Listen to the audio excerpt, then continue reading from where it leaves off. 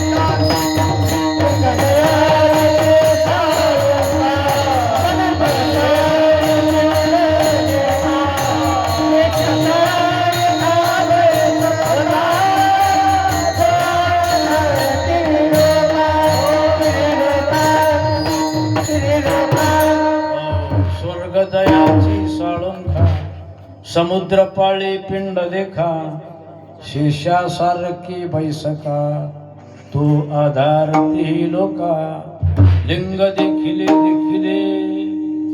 प्रस्तुत प्राप्त स्थळी प्राप्त प्रसंगी अधिष्ठान अनंत ब्रह्मांड नायक भगवान परमात्मा भगवान शंकर हे निवृत्ती मार्गावरील आद्य आचार्य आहे. हे महान वैष्णव आहेत आणि यायचं राहणं जवळजवळ कुठे सुद्धा कुठे सांडोनी कैलास सर्व ही संपत्ती स्मशानी वस्ती रुद्र करी. भगवान शंकराचं एकमेव हे वैराग्य त्याग त्यांचं आचरण त्यांची अनुभूती हे आपल्यात येण्याकरता अनंत जन्माची पुण्य लागते. विठ्ठल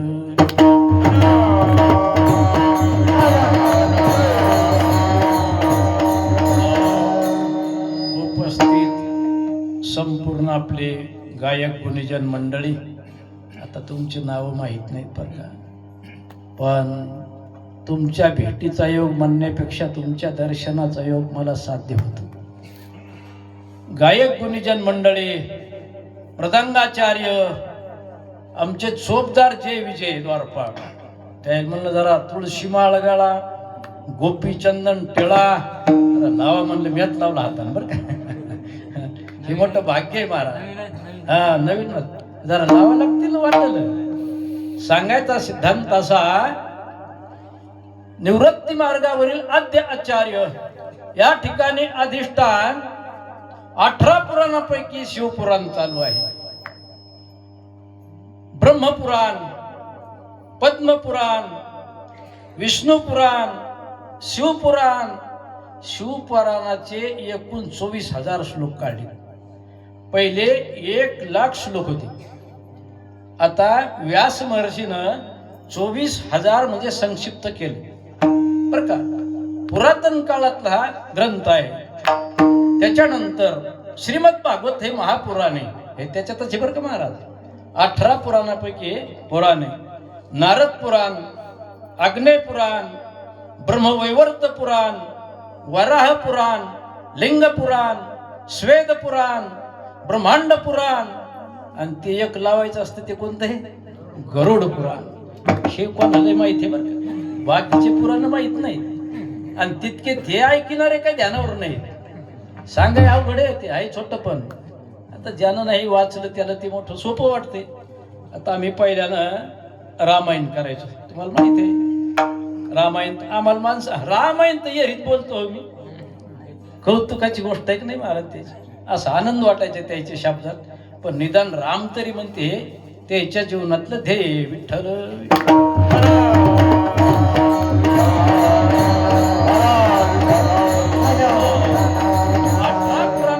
पुराण. आणि आपले काय महाराजाचं नाव? वामन महाराज मुरुंबे. वा वा, वामन महाराज मुरुंबेकर हरिभक्त परायण. त्यांच्या पवित्र वाणीतून तुम्ही श्रवण करीत आहात. पण कधी कधी असं होते, श्रवण करणारी माणसं कीर्तनाला नसतील आणि कीर्तन ऐकणारी माणसं श्रवणाला नसतील. असं होतं बरं कधी कधी, आहे का? हा, असं होतंय. पण ह्या कथा पुराण श्रवण करून जमत नाही. ते मनाच्या कानी ऐकावे, बोल बुद्धीच्या डोळा देखावे, ते साठो वाटी घ्यावे चित्ताची. आता मला जरा बाबाची सवय बोलायची. आता कुठं जमते आणि कुठं नाही जमत. कालच्या रात्रीवरच बोललो मी पुसत पशी. आता ते नवीन कारभार होता. ते म्हणले तुम्ही काय बोलायले काही काही कळत नाही. मी म्हणलं मी महाराष्ट्रातलाच आहे. विठ्ठल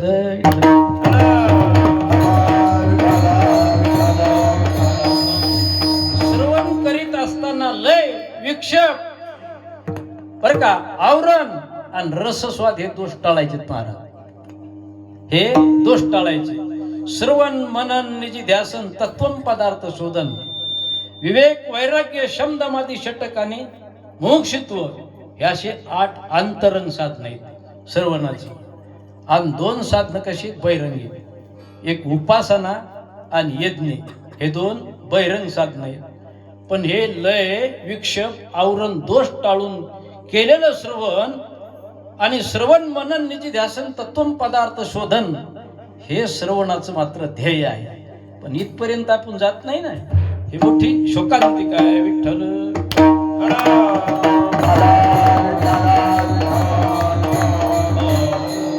कीर्तन श्रवण कशा करता करायचे?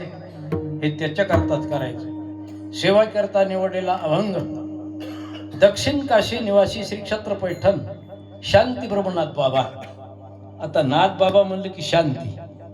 आपल्या इकडं नथू बाबा म्हणलं की शांती. शांती. नाम म्हणलं की नामदेवराय सारखं. कोण? बाबा. रात्रंदिवस बाबाच्या हातातली माळ मात्र पडली नाही. त्याला म्हणी जाऊ परमार्थ. परमार्थ नव्हे लेकराच्या गोष्टी. हे लेकराचं काम नाही. 12 मास निरंतर आणि 8 प्रहर म्हणजे संपूर्ण काळ बाबाचा परमार्थ साधनेतच नाही, असा उच्च कोटीचा एक अनुभव म्हणण्यापेक्षा जीवनमुक्त साधू बर का. मूर्तिमंत ब्रह्म चालते ज्ञानाचे. हा, ते चालते ज्ञानाचे बिंब, तयाचे अवयव सुखाचे कोम, एर माणूस पण भांब लौकिक भागू. हा, ते वर्तत दिसती देही, तरी ते देही न माझ्या ठाई. मी तयाचे हृदय समग्र असे. त्याच्या पुढे बोलले महाराज, ते आम्हा परस्परे बाहेर नामाची अंतरे. एरवी वस्तू वट विचारे ते मीची ते मीची ते म्हणण्यापेक्षा अजूनही पाऊलाची मुद्रा. मी हृदय वाहेगा सुभद्रा, जे आपुल्या दैव समुद्रा जतने लागी. अधिकार किती होता? वाचस्पतीचे निपाडे, सर्वज्ञता तरी जोडे, पण वेडीवे माझी दडे, महिमे भेने विठ्ठल.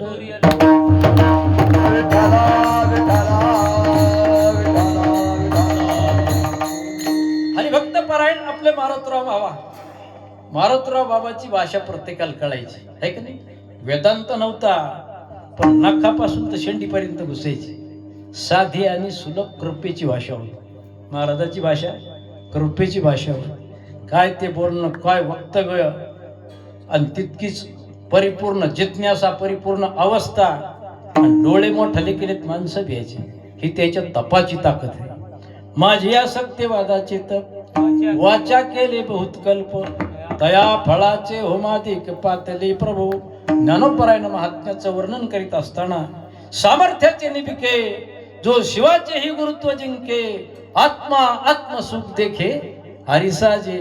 म्हणून आपल्याला त्याचं नाव घ्यायचं का? मुक्ता ते निर्धारिता, लाभे आपुलीच मुक्तता, का दिपे दिशे पाहता आपुली वस्तू.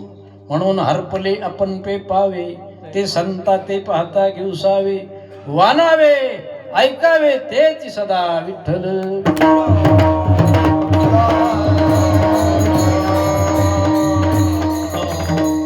बाबा दोन गोष्टी सांगायचे, एक कृतत्व मोदन आणि फलस्वाद.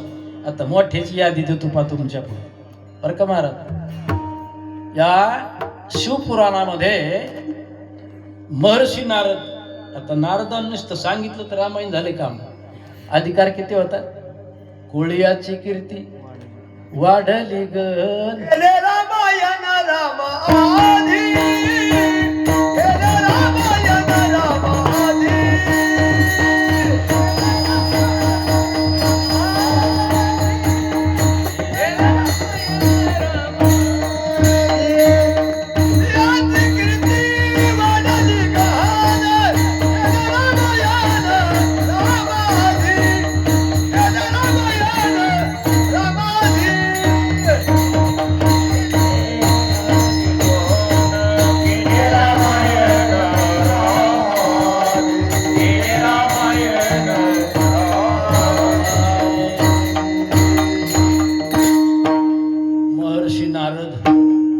तपश्चर्येला गेले.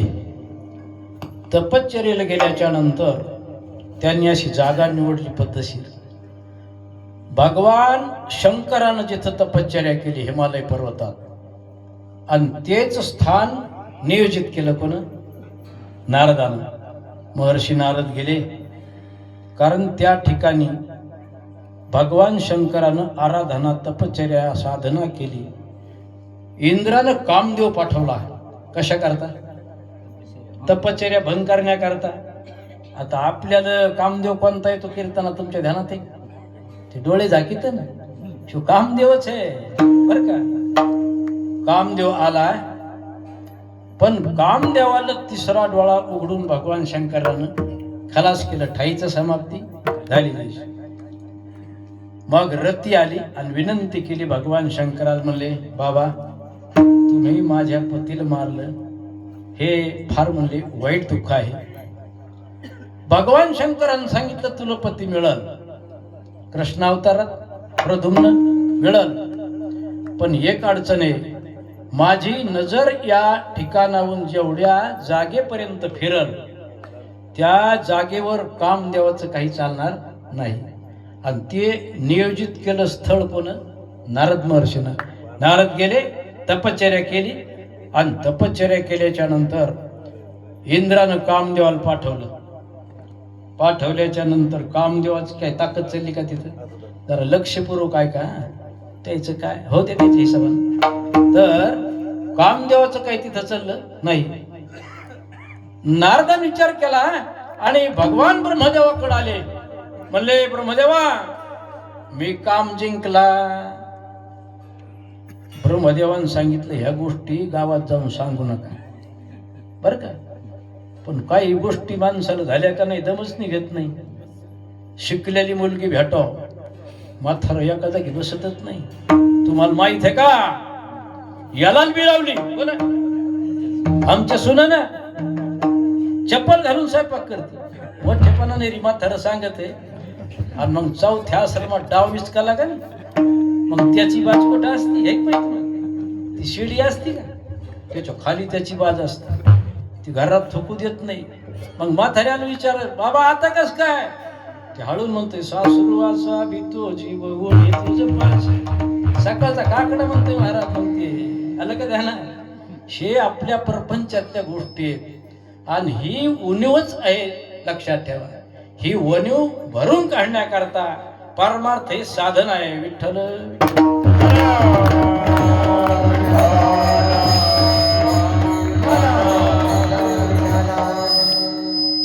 आले आणि मग भगवान विष्णूकडे जायचं.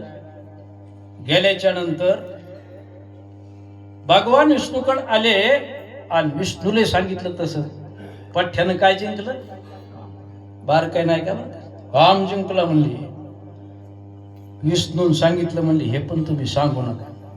आता माणसाला मोठेपणा सांगायची लय सवय हो, पण माणसं भोळच कोणाला म्हणावं काही कळ ना. आजचा आपण भोळ्याचा आहे बरं का, पण भोळ एक बाबा सांगायचे गाभोळ शिव गाभोळ खतरा बरं का, त्याच्याकडे भारी कालमा असते.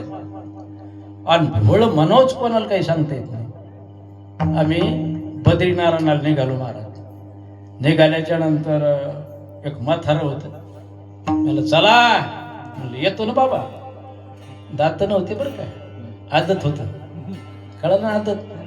हा आदत होत. पण त्याला सांगितलं म्हणलं, ते म्हणे वाटण काय काय लागतंय.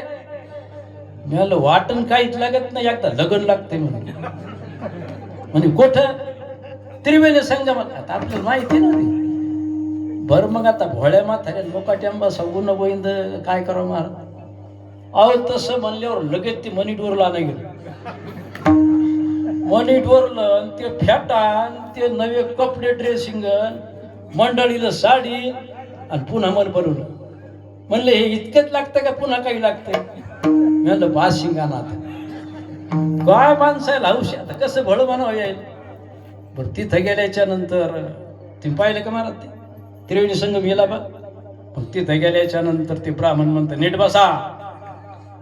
पिछे मुड बाई मुड होते माणसं, अशी पदशीर बसायचं. ते घाला यान्या अशी डंगर यान्या गुफीत ये जोरदार. शिवंत तूही जमली का, वही जमली का. आणि तिकून मालकीन दात खाती केस ओढू नका. तिची फायटिंग चालूच असते. आणि एकूण किती कमाल करते. आणि मग मला म्हणे बाबा आता हे मंगळसूत्र भडजील तर येऊ द्या. हाऊस बोर्डिंग खर्ची थोडी लयत माणसं भारी येतो. मग भोळच कोणाला म्हणावं काही कळलं. आता भोळ्याचाच इतिहास सांगतो तुम्हाला विठ्ठल.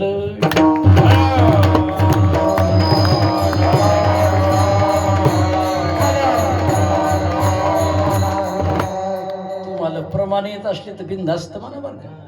आणि होकलं तरी चालते, आपल्यात काय नाही.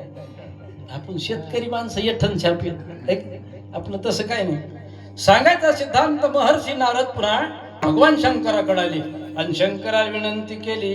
भगवान मी काम जिंकला. शंकरानं सांगितलं हे गोष्टी काय आता तुमच्या बरोबर दिसत नाही. तुम्ही लई शायनिंग मारू नका बरं का. नारद गेले की भगवान शंकरानं एक नगर निर्माण केलं. नगर, आणि त्या नगरामध्ये शीलनिधी नावाचा राजा आणि त्याची सुंदर मुलगी.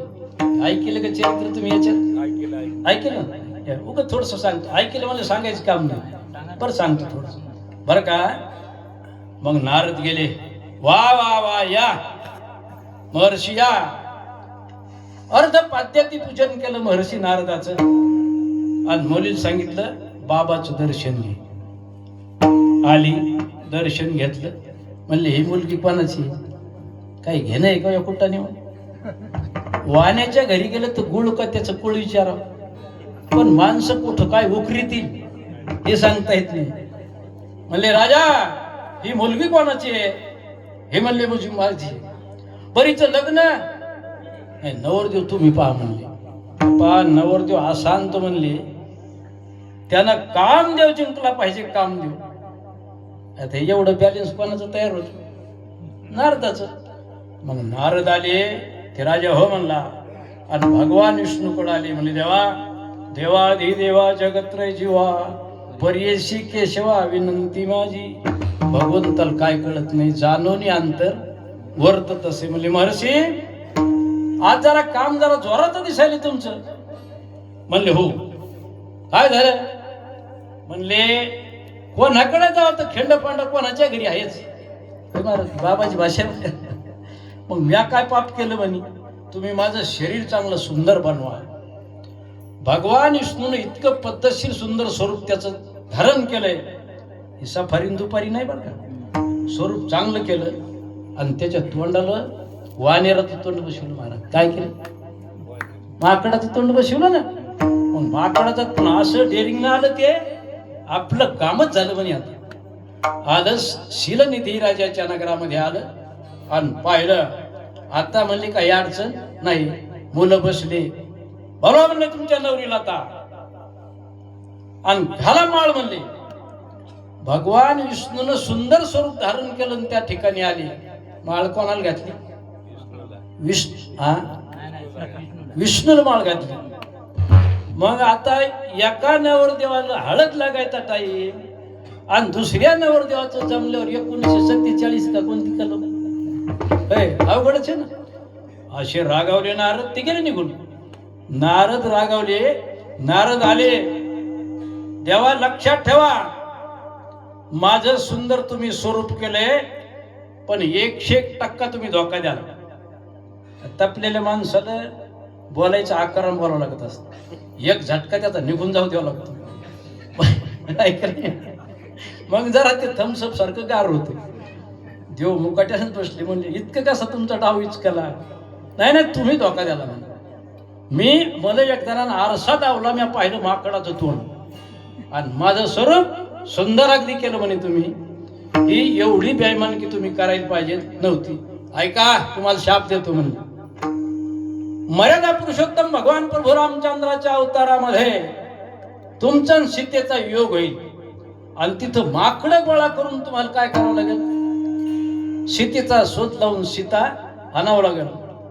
त्याच्यावर पण आपल्या बाबा वय अगा राणीच्या पाले खाईरा नेवाने करविले लंकेश्वरा.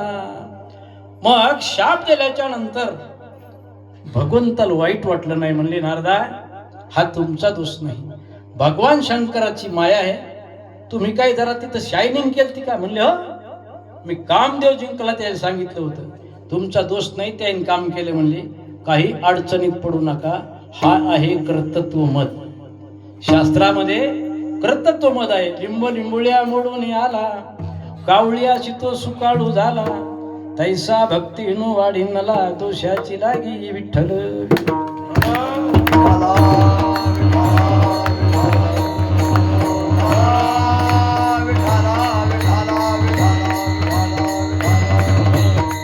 भगवान शंकर भोळे बर का, पण भोळ्याच्या दैवाला मंडळीला कडक भेटते. ही एक अडचण आहे तर त्याच्यातली कोणी तशी मंडळी जरा कडक.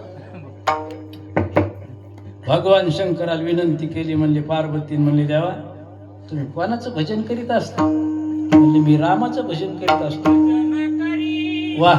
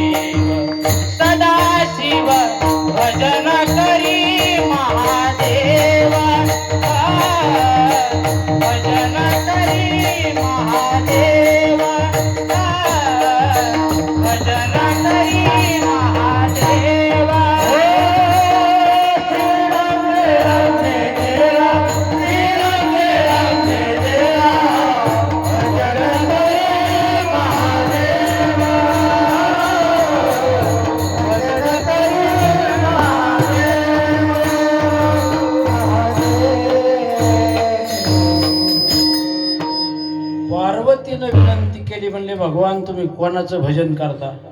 म्हणले मी रामाचं भजन करीत असतो.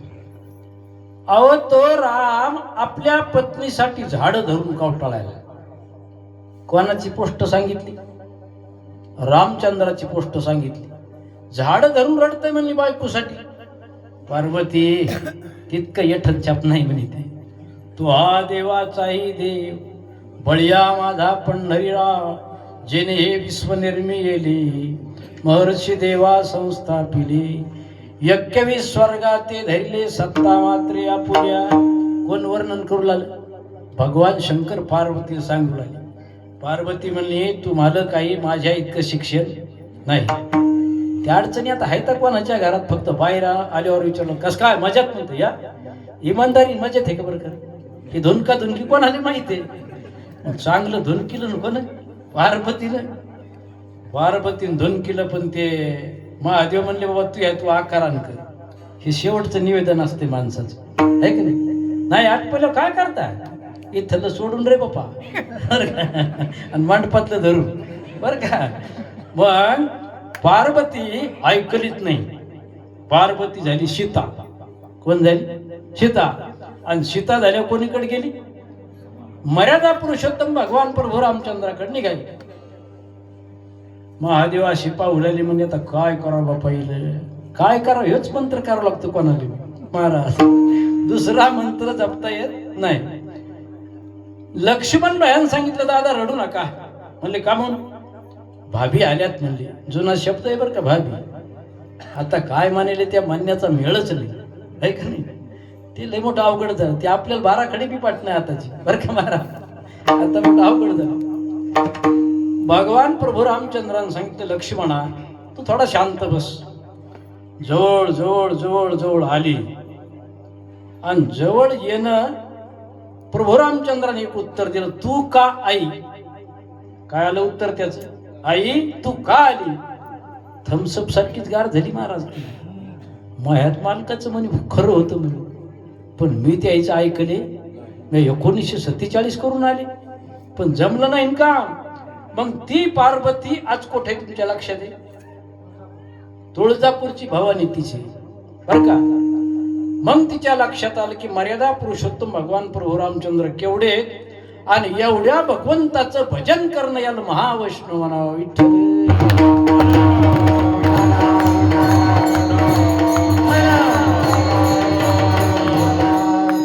भस्मासुरापासून, भस्मासूर हा भगवंताच्या भस्मातून झाला. झाल्याच्या नंतर दररोज तो काय द्यायचा? देवाला नवभस्म द्यायचा देवाला. पण कोरोनात मिळू लागलं महाराज. कोरोनात किती भस्म होत, काही अडचण होती का? माणसं एकूणाकाल बोलवणं गेले. बाहेर जर मालक गेले तर मालकीन घरात येऊ देऊन गेली. आमच्या गोष्टी सांगायला तुमच्या नाही. कीर्तनाला जायचं का? अंदर आणा मना आहे.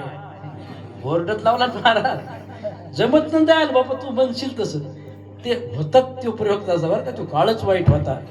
आता आमच्या गावात माझ्यासोबत 4 माणसं राहते. ते रिकामी मी रिकामा. आम्हाला काही कामच नाही, हेच काम. मग आम्ही सोबत फिरायलो. त्याला झाला ना महाराज कोरोना. कोरोना झाल्यावर मी जर त्या रस्त्याने चढतो 20-20 फूट माझ्याजवळ येऊन गेली माणसं. कोरोना कोणाला? त्याला. आणि संगती साधक का बाधक. मग मी तांड्यात गेलो. अरे तमनेन काही मालमचं काही नाही. अरे गामेरो महाराज काही बळीराम महाराज यानं कोरोना वे गेलो. अहो जवळच आहे ना महाराज. पण माणसं मी दिसलो की तिकूनच. आणि अगोदर मी गेलो की दर्शनाला यायचं, भेटायचं बाबा असं तसं. कारण 60-70 माळकरी केले. रामायण शिकवलं मी, त्याला कीर्तन शिकवलं महाराज तांड्यातले माणसं. पण ते पण दादा अवगो माटी दादा अवगो एकही जवळ येईन. मग मी केलं तिथं भजन सुरू एकदा रस्त्यात. अनुजन मेम जानो पंढरे ना विठ्ठल भेटणारा. अरे माटी काही करू छू लगेच माणसं हुशार राहणार. पण हे लक्षात ठेवा, सकाळचा काकडा इष्टमित्र स्वजन सखी हेतू सुखाची मांडणी. एकला मी दुःख भोगी माता पिता बंधू बहिणी.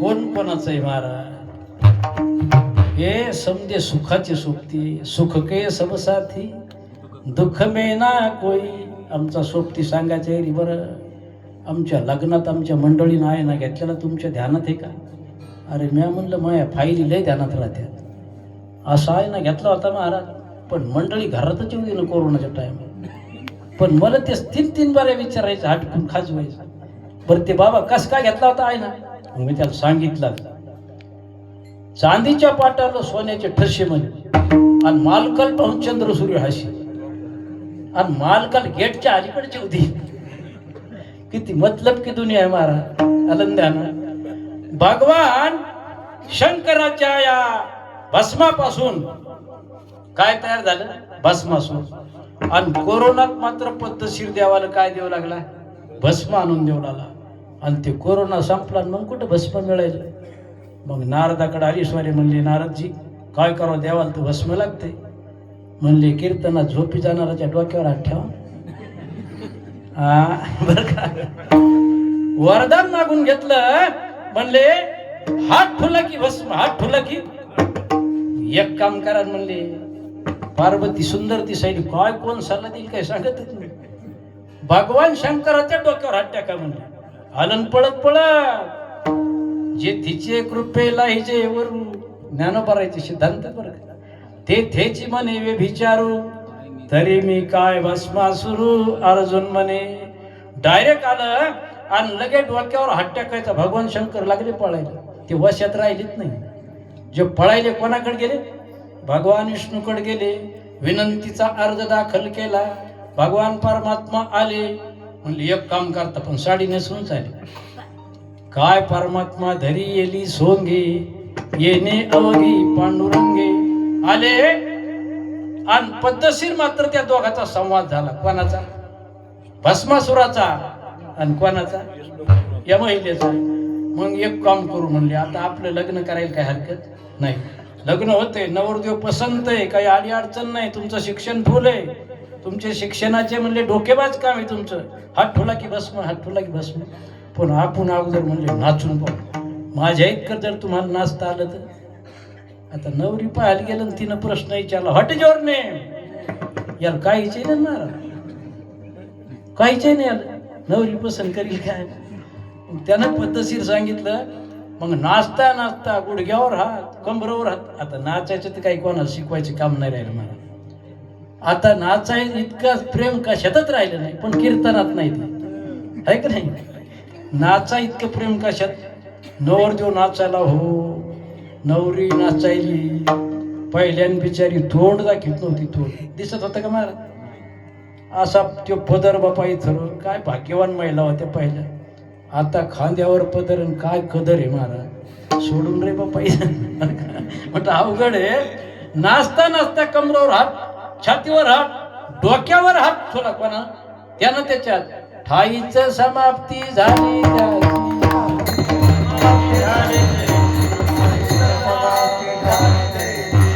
म्हणून एवढे भगवान शंकर भोळे हे शांती ब्रह्मनाथ बाबा दक्षिण काशी निवासी श्री क्षेत्र पैठण पहिल्या चरणात दाखवले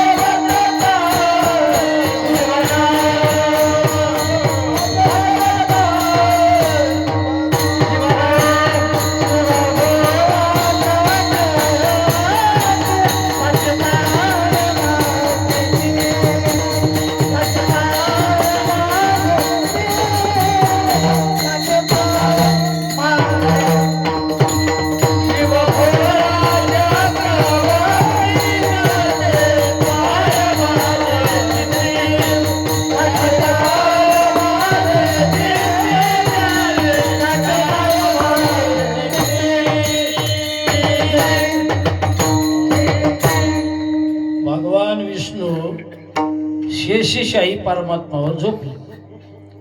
झोपल्याच्या नंतर तिथं ब्रह्मदेव आले. याच्यातल्या कथा आहेत बरं का महाराज. ब्रह्मदेव आले आणि ब्रह्मदेव म्हणले तुम्ही मोठे का मी मोठा. आता ब्रह्मदेव कसे होते, नाभी कमलापासून. तुम्ही मला नमस्कार करा. आता घरात तेच चालू आहे वातावरण.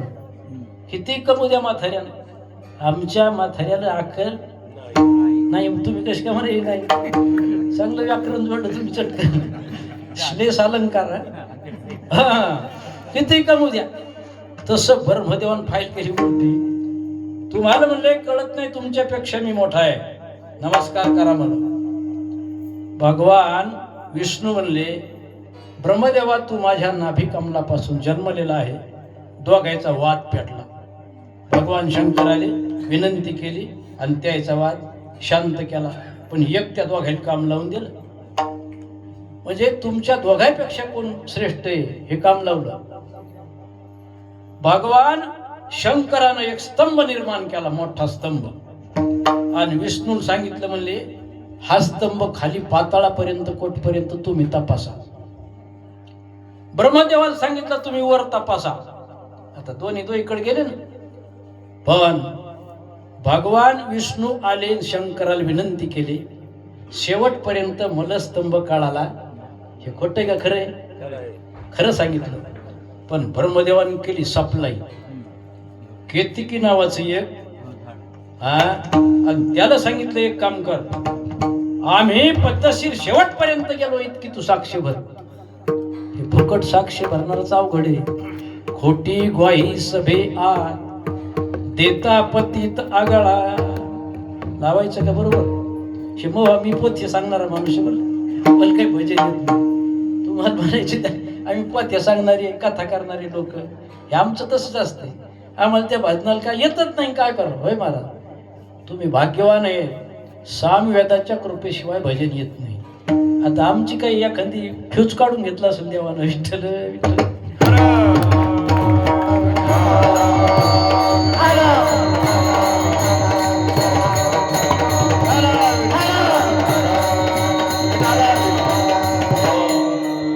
केतकीला सांगितलं साक्षभर.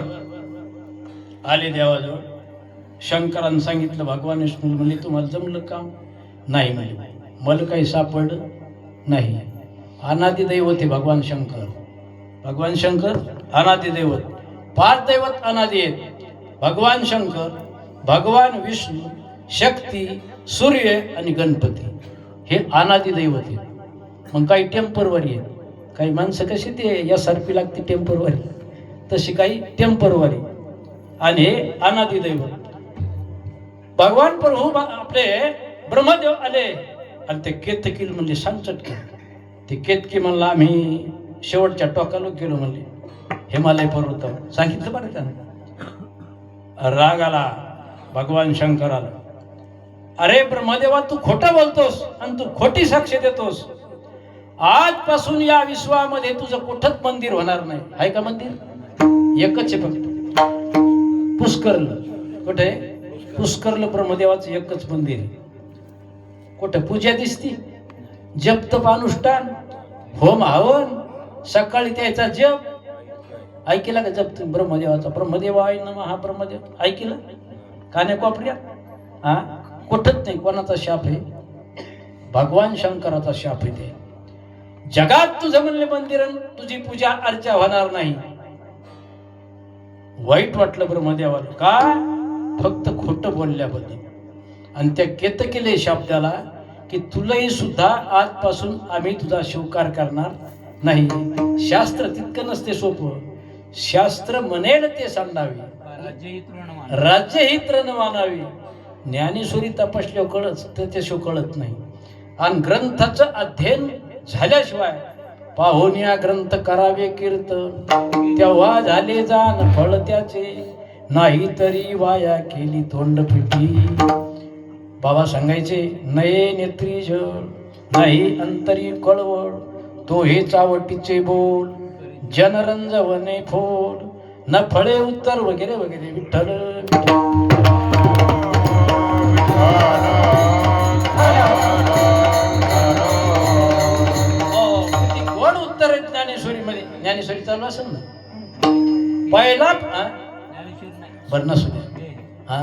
नाही सकाळी पारायण रे हा पारायणात म्हणालो ना पारायणात पहिलं म्हाताऱ्याचं एक बुड आहे त्याच्यात धर्मक्षत्रे कुरुक्षत्रे समवेता विविच्छो मामका पांडवाचे व किम कुर्वत संजय. मग संजय त्याच्याकडे आताचा मोबाईल आहे ना हे मोबाईल संजयकडे होता. पाकिस्तानातलं कळत होतं, ऑस्ट्रेलियातलं कळत होतं, जपानमधलं कळत होतं, अमेरिकेतले कळत होतं, कानेकोपरे संपूर्ण कळत होते. मग त्यानं विचारलं संजय अरे कस काय वातावरण. मग तिथं त्यानं सांगितलं जेथ विश्व वाकू आपण वैकुंठीचा राणा जाण तया रथाचे गुण काय वर्णू ध्वजस्तंभावरी वानरू म्हणल्यावर मारुती राहील मला वाटते शेपूटवरी उचलली असं नाही का. पण मग म्हणले असा तो मूर्तिमंत श्री शंकरू टेकलीन खाली मग अरे का नाही हा मोठं अवघड असते का.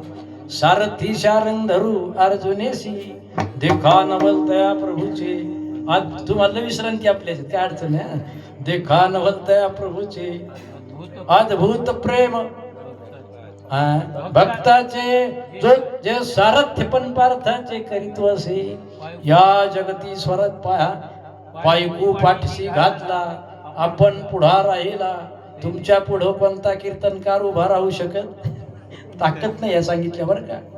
मग एक काम सांगितलं या जगदीश्वराचे प्रेम येथ असे की निरुपम कैसे पार्थेने सर्वोत्तम पुण्य केले जैन संगेची माता देवकीशी जैन संगेची पिता वसुदेवाशी जैन संगेची बंधू बळीभद्राशी ते गुहे अर्जुनेशी बोलत. किती गोड उत्तर आहे.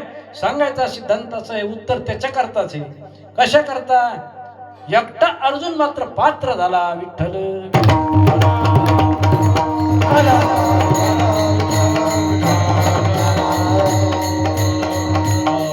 सांगायचा सिद्धांत असा एवढे भोळे शंकर पण त्याने सुद्धा रथावर बसायचे काम. शिव भोळा चक्रवर्ती त्याचे पाय माझे चित्ती आणि त्याच्या नामचिंतनात अनंत मात्र गुण आहे. दुसऱ्या चरणात सांग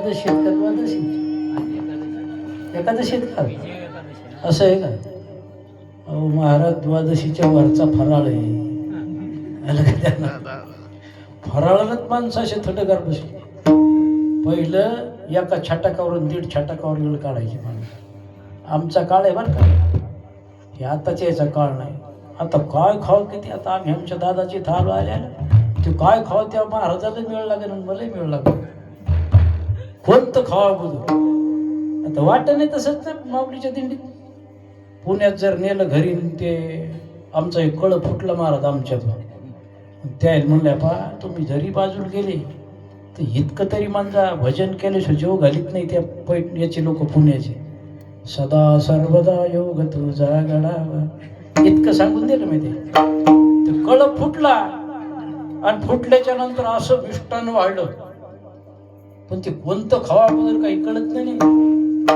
तरी माऊली म्हणी बाबा एक अभंग म्हणा आता एक कुणाकडे पाहिलं काय याचा अभंग मग ती एका जणाला तितकंच म्हणत ते सदा सर्वदा योग तुझा गडावा पण मी म्हणलं पुण्यातच बरं का घरी म्हणशी पुन्हा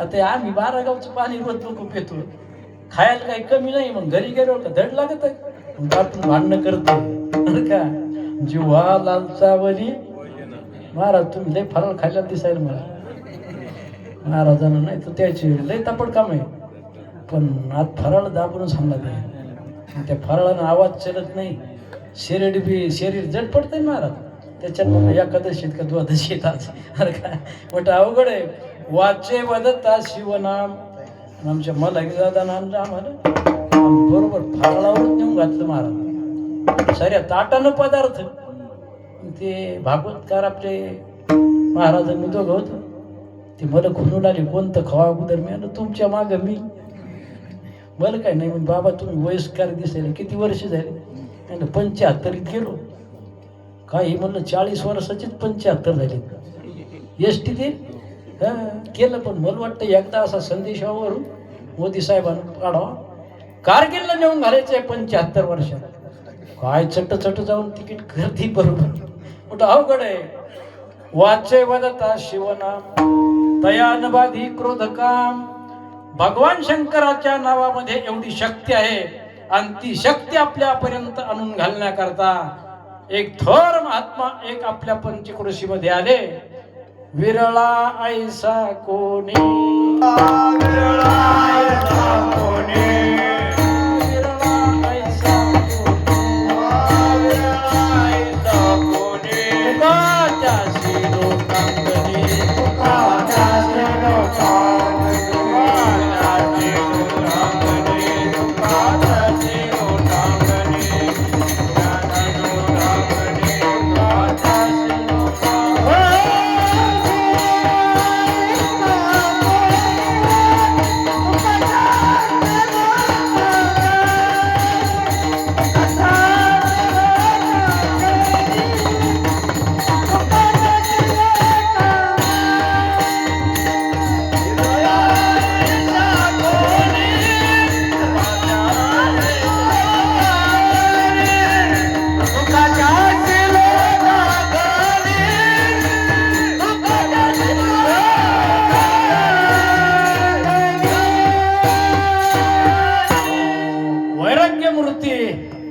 देवानंद बाबा आपल्या पंचक्रोशीत आले आणि जिकडं तिकडं ओम नमो शिवाय जप सुरू केला निस्ती विभूती जर लावली तर एका पट्टीत 9 दैवत आहेत महाराज विभूतीच्या 3 पट्ट्या त्याच्यात मी लाईत नसतो नाही असत ना बरेच माणसं लाईत नाहीत पण विभूतीमध्ये एका पट्टीमध्ये 9 दैवताचा वास आहे आणि रुद्राक्ष जर तयार झाला असेल भगवान शंकर सकाळी उठले आणि डोळ्यातून फक्त थेंब पडला कशाचा लढायचा डोळ्यातून एक असा थेंब पडला त्याचा रुद्राक्ष बनला 4 प्रकारचे रुद्राक्ष आहेत काही 12 प्रकारचे रुद्राक्ष आहेत रुद्राक्ष अंगावर घालणं विभूती लावणं गज चर्म व्याघ्रांबर कंठी शोभे वासुकिया मग भूते वेताळ नाचती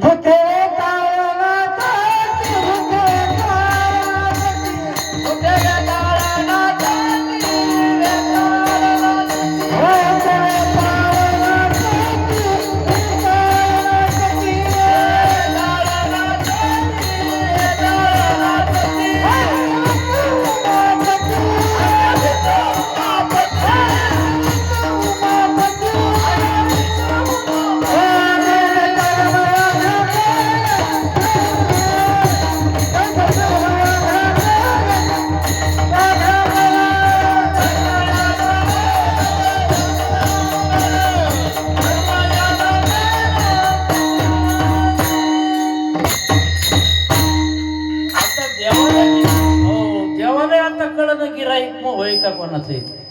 सोमवार आला की कोणीकडे पळते माणूस, भगवान ववे आहेत पारात बरं का, भगवान शंकराकडे. मंगळवार आला की सर खातेबद्दलच काम आहे. एक भटजी अशिक्षित होतं गावात, पण अशिक्षित भटजी, आणि पंचमी आली. पंचमीला महिला पहिला काय करायचे, सारवण करायचं महाराज, सारवण. आता सारवायचंच काम नाही, एरीचा ऍक्सिडेंट व्हायला त्याच्यावर, चालता चालताच पडायली. आमच्या मित्राची मंडळी पडली, मांडी मोडली. मी म्हणलं काय झालं, ऍक्सिडेंट झाला. मुंबईला गेलते का, नाही घरातच झाला. 2.5 लाख रुपये लागले. पहा कशामुळं, हे लय अवघडच काम. आणि काही अलर्जी आहे बरं का त्याची, त्या फरशीची अलर्जी. 7व्या मजल्यावर पुण्यामध्ये चहा प्यायला नेलं महाराज. 7व्या मजल्यावर त्या बाईने काय केलं, सारवली. म्हणले बाई इथं काऊन, कुठून माती आणली. म्हणले बाबा मला अलर्जी. वा काय भाग्यवानी म्हणलं तू. मोठं अवघड आहे, काय सांगू लागलं. 7 दिवसाचे 7 वार, अशिक्षित भटजी. मग त्या बाईनं संपून त्यानं त्या खोट्या ठोकल्या होत्या. सोमवार, मंगळवार, बुधवार, ते गणित जुन्या माणसाचे होते बरं का. त्या खोट्या ठोकल्या, आणि खोट्या ठोकल्याच्या नंतर ते पंचमी आली. त्या बाईनं संपूर्ण खोट्या एकत्रित केल्या आणि काय केलं, सारवण केलं. तुम्ही होमकार द्याचा कधी मध्ये बरं का. मग ते सारवण करायला काय केलं महाराज, खोट्या अमृत अनुभवाची वही सांगतो त्याच्यावर. पद्धतशीर मात्र त्या खोट्या एकत्रित केल्या. ब्राह्मणाला विचारलं, बाबा आज कोणता सण आहे. घरात गेलं, त्याचं पंचकच गायब झालं महाराज. इकडून तिकडं तिकडून इकडं फिरायलं. मंडळी म्हणजे मग पंचांग काय झालं. ती म्हणे तुम्हाला कळत नाही म्हणे, तुम्ही सकाळी सकाळीच काऊन एका जागी गोळा करून नाही ठेवल्या. आता ते सोमवार मंगळवार काही लिहिलं असेल ना त्याच्यावर, पण त्या संपूर्ण एकत्रित झाल्या. एकत्रित झाल्यावर मग त्यांनी सांगितलं, पा या वर्षी राजनकराचं असं पंचांग निघालं, कोणताही सण तुम्ही कोण्याही दिवशी करू शकता. हे आपला परमार्थ कसा याच्यावर बोलायलो. ज्ञानदेव म्हणे अनुभव अमृत येणे, सनु भोगीजे सने विश्वाचे. माऊलीची अमृत अनुभवातली होई. कोण कोणता सण करायला काही मिळेल. मग काही न केला सण येऊ सुरू आहे की नाही. आधीच मांडले भंडपुराण, त्याही वरी आला शिमग्याचा सण. मग कोण करी वाक्य विटंबन, कोण अवरी तया ते. भगवान कृष्ण परमात्मा लाडक्या उद्धवाला भागवतात सांगू लागले, उद्धवा अरे जगात असा एक नास्तिक वर्ग आहे, त्याला शिमग्याशिव काय आवडत. मग त्यानं शिमगा सुरू केला, दिवाळी सुरू केली, नागरपंचमीच्या लाह्या सुरू केल्या, समजे सण एकत्रित केले. तसं आता आपल्या परमार्थात खिचडी झाली महाराज. वारकरी संप्रदायात उणीव आली, हे लक्षात ठेवा. वारकरी संप्रदायात काय काय घुसले हे आई माझी काहीच नव्हतं. होतं का. त्या दिवशीच काल्याचं कीर्तन होतं माझं अंबरवाडीला. काल्याच्या कीर्तनात एकानं चालू उचलली, साकळ्या डोरलं पुतळ्या मला घरी ठेवू आलं का द्या ना. ते मायासमोर म्हणला मी तुला काय करणार नाही, पण मोठे जर महात्मे असतील ना तुला इथं जवळ पण बसू देणार नाही. वारकरी संप्रदायाची अशी एक नितांत श्रद्धा आहे, आणि नितांत काय सिद्धांत आहे, भक्ती ज्ञाना विरहित गोष्टी न कराव्या. तुम्ही मान हरिवली जास्त कळालं का. आणि मग त्याच्यात लय वाजवतात ना पुतळ्या विठ्ठल.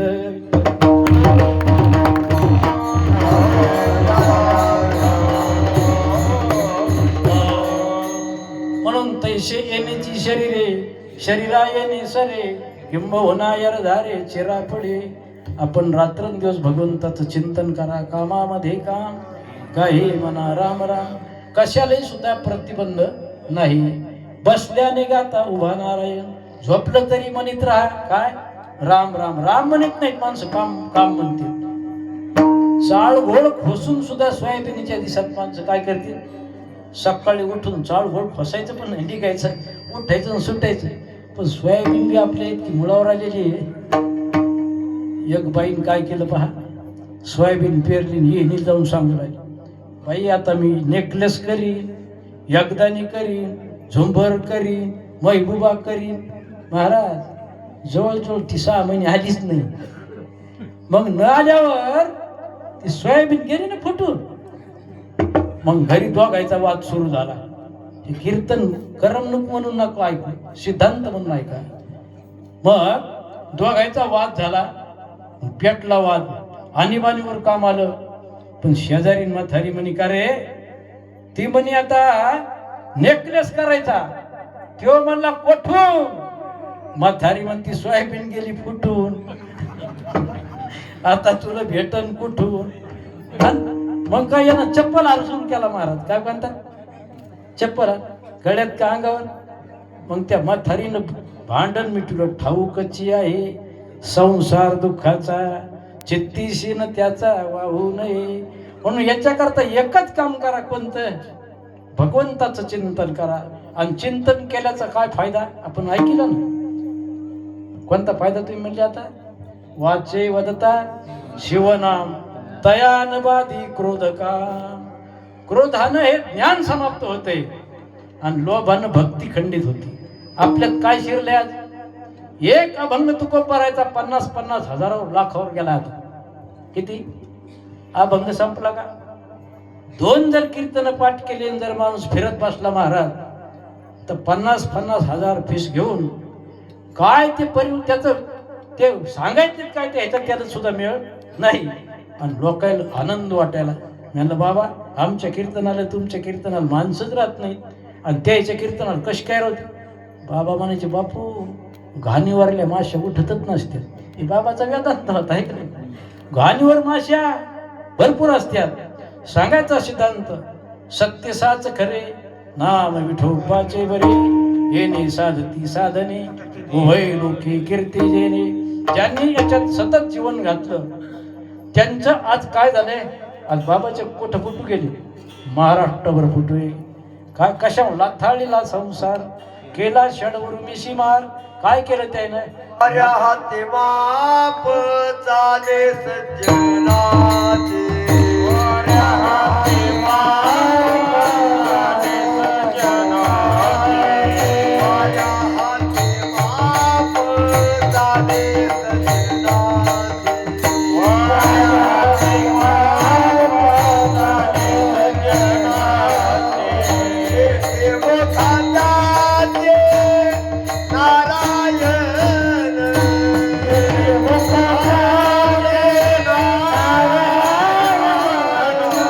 देव खांदाचे नारायण, देव खांदाचे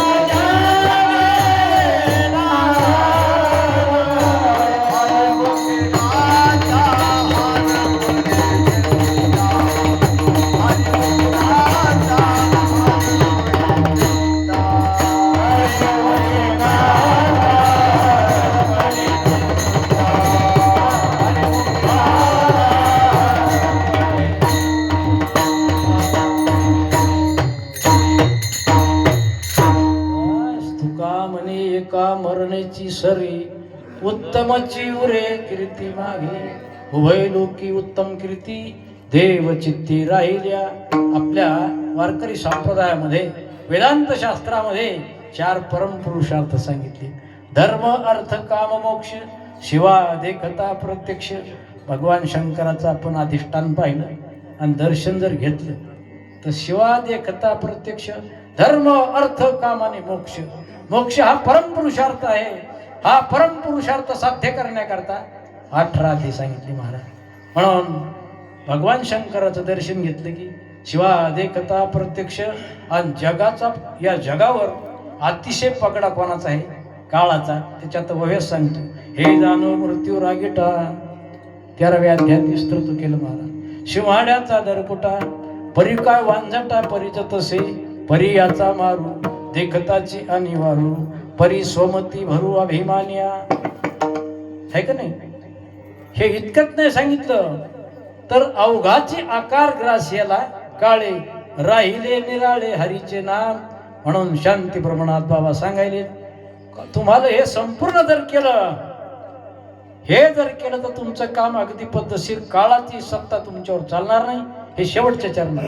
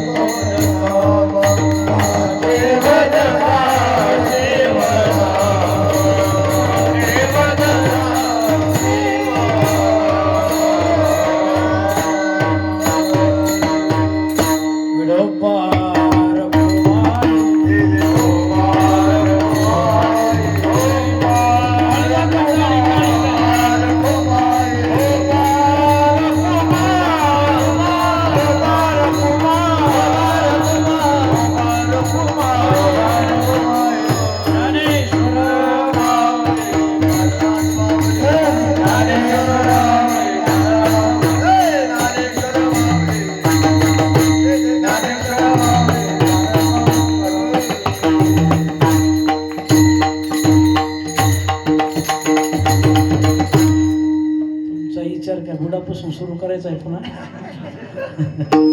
अंदाजा दिसायला भाऊ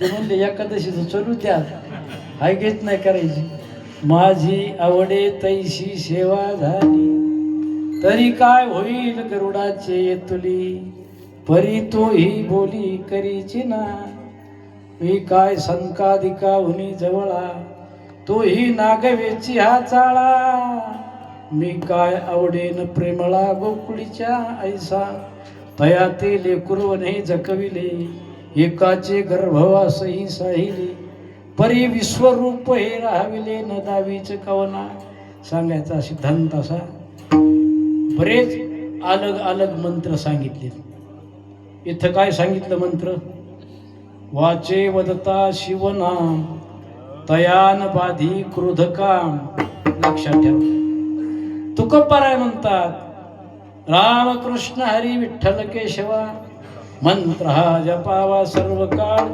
याविन अनेक नाही पैसा धन वाहत तसे विठोबाची कोणाचं ऐका अडचण आहे का नाही ऐका पुन्हा तुकोबाराय सांगितलं तुका म्हणे जपा मंत्र त्रिअक्षरी सोपा याला एकमेव उत्तर आहे अर्भकाचे साठी पंते हाती धरली पाठी तैसे संत जगी क्रिया करुणी दाविती अंगी बाळकाचे चाली माता जानोनी पाऊल घाली तैसे संत जगी क्रिया करुणी दाविती अंगी म्हणून बस करा मला वाटायला होणार काय चलते घालत म्हणली यायलाच का हरी हरी हरी मंत्र हा शिवाचा मंत्री देवाच्या दया देवाच्या दया हरी हरी हरी मंत्र हा शिवाचा मंत्री देवाच्या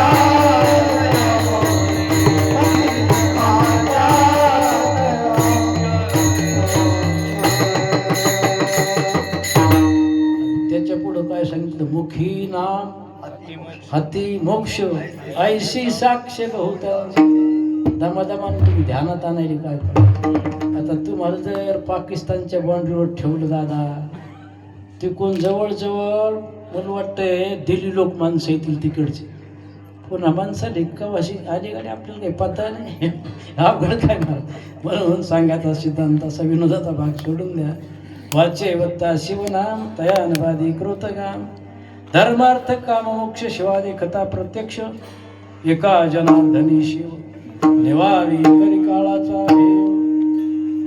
माझी आवडे तैशी सेवा झाली म्हणण्यापेक्षा निन्न ते पुरते अधिक ते सरते करोनी तुम घ्यावे तुम ते विनवितो असे पुनश्च एकदा सर्वांची चरणी मी नतमस्तक होतो आणि शिवेल विराम देतो महाराज कुठली होय बाबा नांदेडच्या इथं आले का वा चांगला योगाला आपल्या भेटीचा दर्शनाचा विरक्त अवस्था फार मोठी अवघडी विरक्ताची दिठी जे निहाळीचे पाकिरीटी ते पंडुरोगाची गोष्टी सारी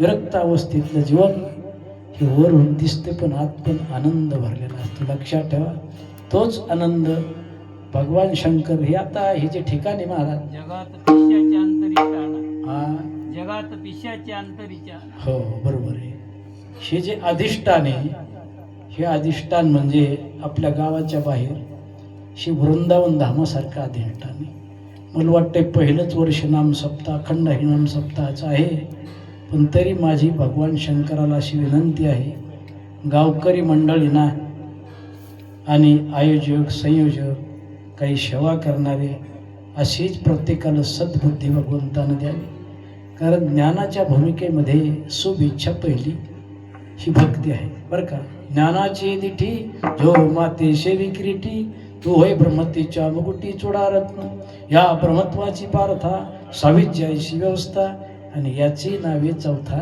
पुरुषार्थ गा जय विठ्ठल जय